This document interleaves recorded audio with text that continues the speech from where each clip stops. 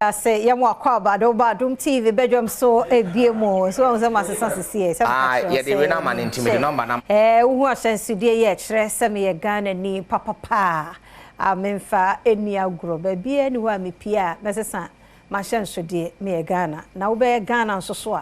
Nene any deal go me komu fe interview bay and a meba bay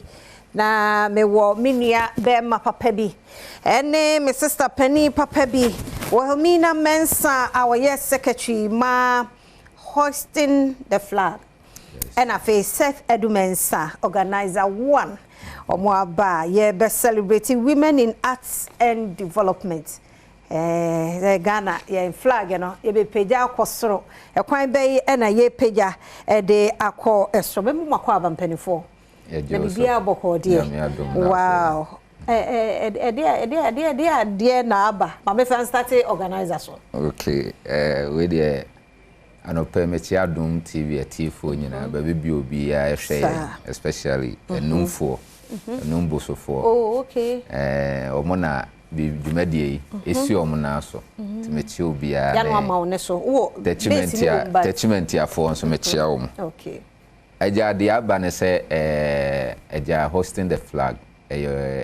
organization bia ya te se ye de be page Ghana franca no okay ama wiase ama nyina enye se Ghana franca ni yenim pa but afi ye ba be page ye page ne sen ya ye bo hu dawuro a kire wiase nyina ne Ghana man se baby obedru bia na wahyenso de ne o franca e kikaw say the footballers say bobo musicians say call out event organizer obi bia call out akoye bibia Ghana flag in the dantem into we na yenso ya gie ato ye ho so say ye ba be page franca na konanim na de enti start we nyina a kire say nipa ode o design a flag na kire say kofa baaye no efri enumbo so eye Mrs Studios oko enti ye first edition no ye de anano into wo share team na to promote arts and development in women and unti na eshase enti amfa ne din na ma na this time ye dem ma nyina eti because oba timi ada etimi design ade ya ma na ye ade aka amayan a amanchiribe ye na ye wo ade pa bi wo mumu a se ye koso a promote na ye bohu dawura ma bibredi omu ho beka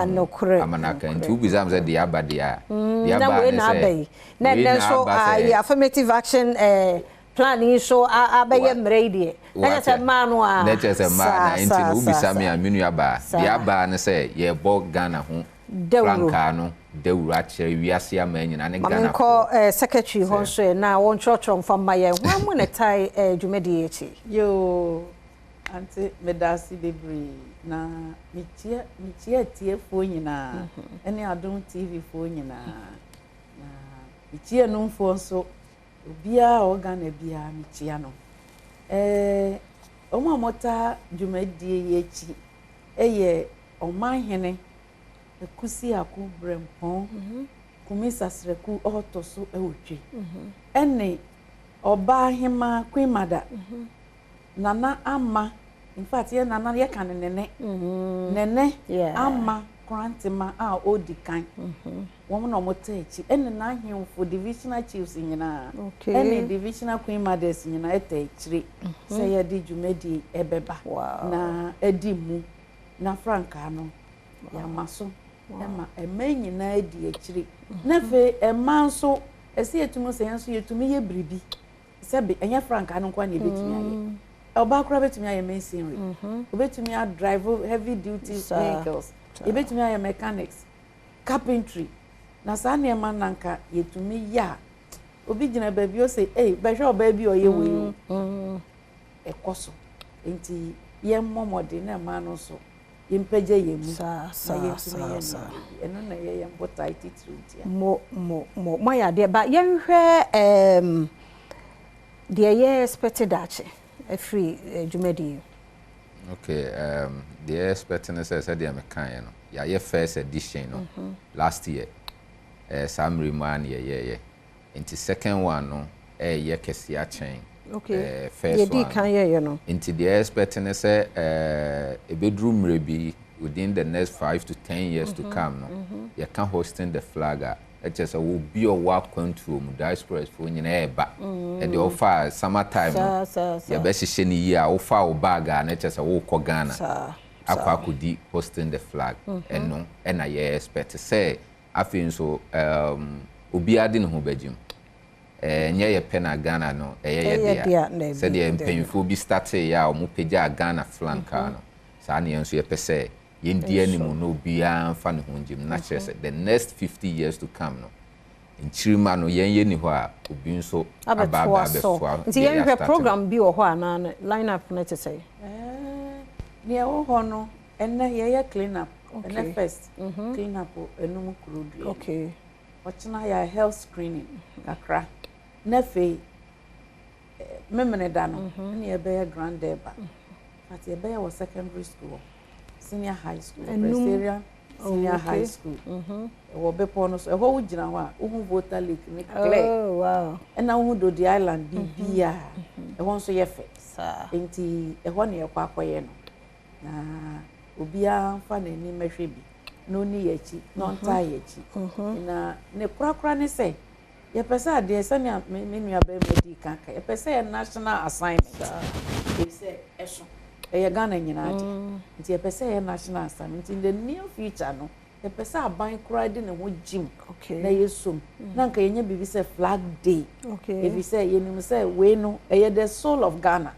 se ne awo kan e Ghana hyenso de nti ye Ghana nyina akra nti se si an ye nkuro no ye ne ato ne de say the soul city of Ghana e hona ni oye ye fidia na ye soul city na we ye the soul of Ghana nti se si ano ne ma egu akwan mu a ye pese ye no na da no da ba na se no so ye be ye food bazaar kakra ye be ye Ghana nnuane ni besu Ghana nnuane ye ka ni ma bia ye nta enye common nta ni wo fie agbeli klakro ye fre baby sa wie so se ba fo be sen enchichire wa no computer de no fo ye nim ye pa enu nyina bi be so apapransa ni sa ne ma bi e friend o show so be sunda no ye de aban na de tetun wa che ni bi na tutun no so tambia on din hot what you say unya bi ni baby asa je say enum what you say we hot they expect say Saturday nka on so do ani team no nyina ba be hwe bi na mo feel atmosphere no because ho no say the wire fefefe away we be free obeba no say fefefe because on samre weather na asesa na ho de we be say school for no more na mo brepa no mo famo ni mehwe na niema ye de atoto akwam so na efe ma ye arts omo ye designs bia omo be showcase just omo de be kire ebi draw Kwame Nkrumah ebi draw President Kufuor ebi draw Mahene ebi design Madam Theodosio Kona kaze ebi so ye Ghana flag ni bi mama ya hwe omo so de omo dwuma na so omo nsa no anwuma omo betimi aye enti sa na emani bi na ye de atoto akwam you support sa muhia from media ne aban media ne de hia mo pa e say mo na mo bodawuru na du akiri enti ye hia all social media so mo be bo ni dawuru amai se mo be sanya mo de abahin na fe mo be san di yeti ababetwa e de ato abe fonten time so na ko akiri na du wiase ni na ka ni beje won pa sa da no cadet be ye o madwuma cultural troupe besa patriotic songs ebeko anwensem ni nyina wo nti mu betwa sa ne manyina na ahemma ne e won se ne address kama ahemfo nti mu ba na mu betwa anka ye ni beje papa sa ye hia mo ye hia ska ye hia nsuo ye hia adokodoko de ye hia biscuit ye hia nuane ya bobon so anka ye de be ma be serve na number bi wo ho ana sabre ya hia mo yi se adwumade anya nipa kakra enumfo nko ade ne mom eya ade ye oman ade nti da che ye hwe ni mo se be ye oman agapade a wo beso mu no ebi na obi wo ba bi na opese oboa ebi ansuo kakra ni aduane sikai monje na mofa nye ye bibi contact bi wo ho sa contact wo ho your secretary na ne contact ye di to no an say ye mumu number no into obi opese on contact hosting the flag bia no ofre na say bibi no dey bo number no ye 0244 539849 CCB Wadaroma 0244 539849. Okay. And the se momo kra na Dina was on your eye wo hamina. Okay. Into the Wadaroma. Mama support ketu bia nso. Ketu bia nso. Aha, because so no bottle water and pack cry 20 cedis. Into the brand bia ne fabre ye beje. Jumadi no so koso memende. Start here ne. And clean up into ya start here. Ya start here. Aha. O Ghana flag nso na pese ye emergency so a. Fabre ye betimi e de abobo because ya oba before be wura baby ye be program obehu say ya abobo flags ne saa e ko e dan hu nyina ya design e bobo baby ya enti no e mo ade ye hia moa individual so company so government no ye hia bi pa obi amra no meboa Adom FM so ne Adom media so TV ye hia Adom TV for ye hia and one wanyan muni hawo enum de enum a ye da wase mbra meboa ye ya mi sha pa ti yemfa community amboa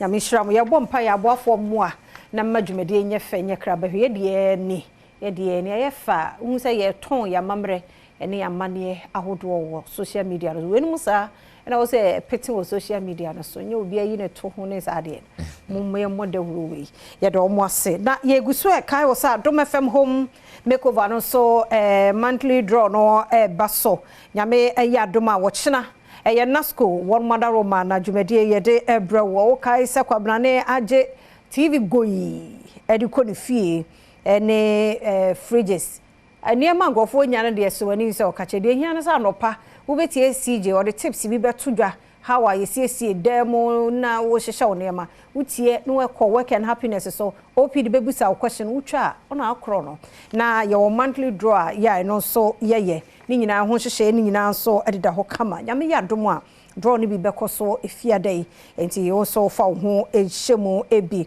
na Kaswa Tama Ring Road ho nyina ye branches a Nasco one mo product amebobo so ni nyina bi wo ho bowura mu na so kokope wo de eto ene sebe ya promotion ne dwumade we ya running also benya mu kwan na wanya bi Adom FM home makeover powered by Nasco or say bring home happiness ye do mo ase papa me nyina no so na no pen komodie no aha na brema kwan na ye de asie ye da ase papa nia etwato ye di hu nkomo ifa ho jim momo number no ye de amount dada Wadaroma wanya adwuma wa Adom FM na Adom TV a program na wabeto ne airtime ti wo fra untimi nya obi a contact won ho this same mo send mo mama no mamo ha na adwan na judesu na dwumadi enti e de number no to ho no ye nu ho Wadaroma ye da semidi afia amankwa tamaklo kwasi aye krado asemidi ken to so and a people's forum beba na fe nkomo ba ku mienu bi kwasi de beto so ye da se